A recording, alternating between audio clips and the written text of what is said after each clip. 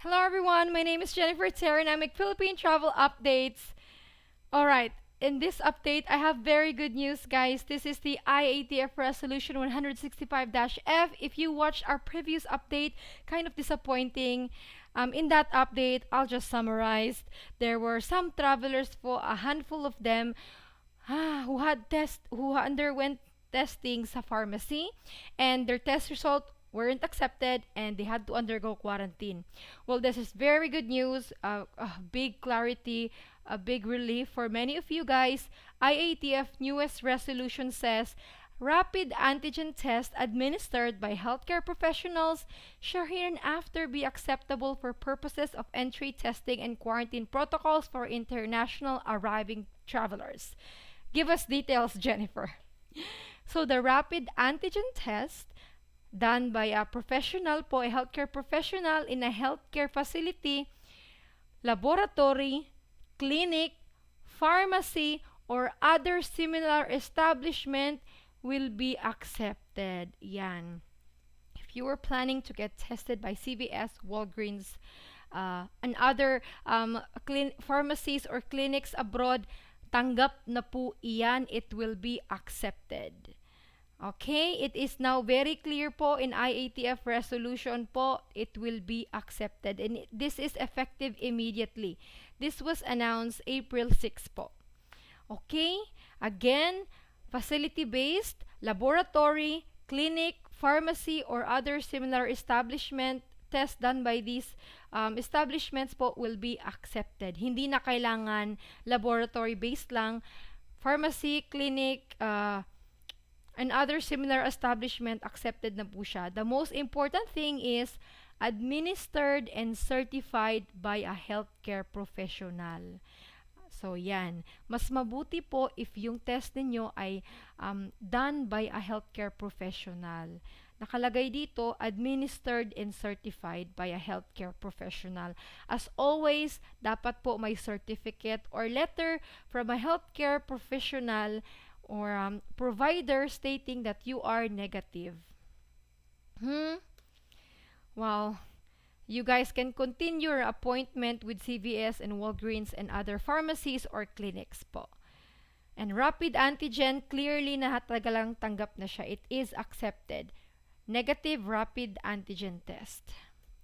Another thing on IATF resolution is the acceptance of the vaccination proof of these 4 countries. Bangladesh, Mexico, Panama, and Slovak Republic will be added on the countries whose vaccination proofs, cards, certificates will be accepted and recognized by the Philippines. So right now, there is now, I think, 75 countries on the reciprocal agreement list. So if you are vaccinated in any of these countries, US, Canada, UAE, Australia, UK, and everything else on this list, your vaccination proof will be accepted. Again, will be accepted.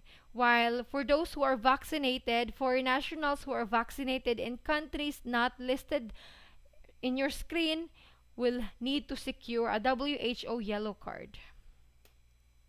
Now, for those who landed the past few days, who were sent to quarantine because they were tested by a pharmacy or by a clinic, please coordinate with the Bureau of Quarantine ASAP, because this new resolution may be retroactive, applicable retroactive. I'm just hoping, because yeah, just like our friend Chris and Victor, they showed a pharmacy-based test result and it wasn't accepted the other day. Pero yeah, please coordinate with BOQ because as of April 6, it should be accepted na.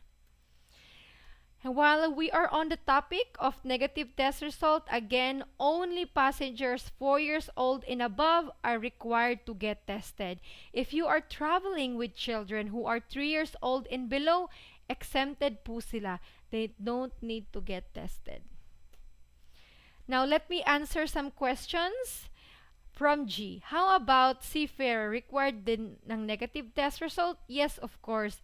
Kahit pa anong trabaho mo, kahit pa vaccinated or unvaccinated ka, it's all the same po.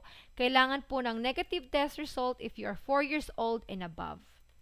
Next is from Boy Gulong Vlogs. Interesting name. Lahat po ba ng result, does the negative test result need to have a QR code? No. A QR code is not required po by the Philippine authorities. Kahit walang QR code yung result ninyo, hindi tatanggapin pa rin po siya. The most important thing, it has your time and date when the test was taken, the name of the lab or clinic or pharmacy, and then your name, of course. No, that's really the most important things. And then, of course, negative RT-PCR or negative antigen test. Ganun. Next question is from Shine. Can I just show the email of the result or it has to be PDF and do I have to print it? It has to be po a certificate, a letter. Official po siya, not just an email. It has to be the official po na result. Like certificate or letter or statement. Do you have to print it? Not really po, pero the best po kung i-print nyo po siya. As, for example, may layover country kayo, it may be asked. So, the best po actually if printed. Pero kung sa Philippines naman, upon arrival, kung digital copy, tanggap naman po. It's accepted. Next question is from John. Miss Jen, when would this negative test result requirement for the fully vaccinated be removed? I don't know.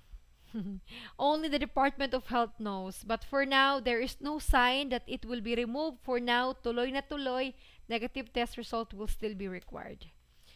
As of speaking, April 7. Next question is from Cedric. Is a rapid antigen test sufficient instead of PCR? Yes. Rapid antigen test taken within 24 hours before your flight will be accepted. Next is from Michael Angelo Tuazon. Very interesting first name. Can you enlighten us about guidelines in PAL website? If you are positive, you are still able to fly provided you have a medical certificate from a doctor from the country of origin. It depends. If you are a Filipino citizen, yes. But if you are a foreign national, you must test negative to travel to the Philippines. A certificate of recovery cannot be used by foreign nationals. Pag Filipino, yes, pwede po. Kindly visit PAL website po. Nakalagay po doon ang requirements for Filipinos na recently recovered with positive test result. Next is from Marilyn. Can I fly when I was tested positive a month before my flight?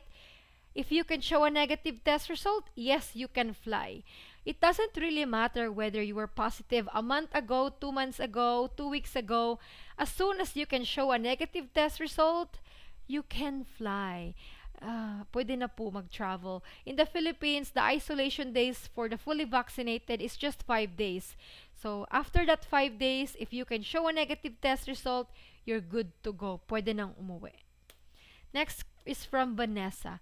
Totoo ba? Is it true that booster shot it will be required? My flight is on April 11 and I am not yet boosted. Will I quarantine? No, that is not true. As of speaking, April 7, there is no official announcement that booster shot will be required po. As of speaking, 2 doses is enough, or 1 dose of J&J is enough. Booster shot is not yet required. As always, guys, trust me, I've been doing this for almost 2 years. The best source of information is government website. Huwag basta-bastang maniwala sa article lang sa news po. Sometimes it can be confusing or misleading. The best source of information is government site. I would highly recommend, Office of the Presidential Spokesperson on Facebook. Always po siyang may announcements. Yan.